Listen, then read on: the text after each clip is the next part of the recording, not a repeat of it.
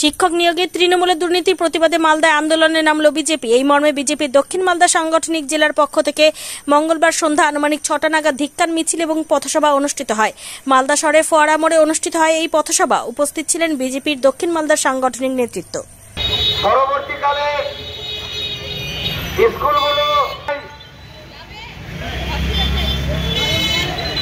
বামপন্থীরা অনেক খারাপ কাজের মধ্যেও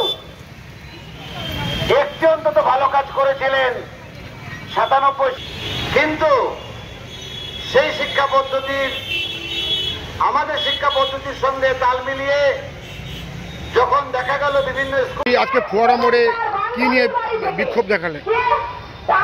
আজকে ভারতীয় জনতা পার্টি, তার সঙ্গে আমাদের যে ভারতীয় জনতা পার্টি শিক্ষা সেল রয়েছে, যৌথভাবে প্রতিবাদ হয়েছে।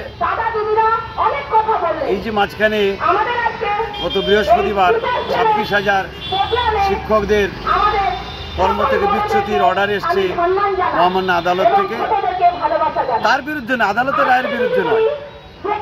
এই ২৬,০০০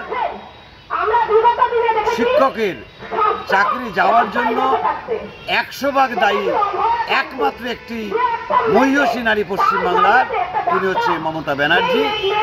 একমাত্র তার অপদার্থতা, ব্যর্থতা এবং জীবনের শেষ দিন পর্যন্ত ওই চেয়ারটাকে আঁকড়ে রাখার একমাত্র উদ্দেশ্যেই তিনি এতগুলো মানুষের সর্বনাশ করেছেন, শিক্ষকের সর্বনাশ করেছেন। আজকে আপনারা কি করলেন?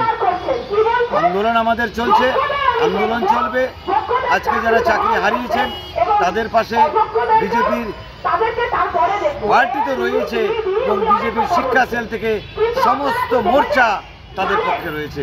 তাদের হয়ে যতটা দরকার আমাদের রাজ্য নেতৃত্ব, আমাদের দলের বিরোধী দলনেতা শুভেন্দু চৌধুরী, তারপরে দিলীপ দা, সুকান্ত মজুমদার, আমাদের জেলা নেতৃত্ব অজয় গাঙ্গুলি, প্রত্যেকেই একদম রাজ্য থেকে জেলা পর্যন্ত এই ব্যাপারে সোচ্চার যে আমরা সর্বত্র তাদের পাশে রয়েছি, পার্টি তাদের পাশে আছে।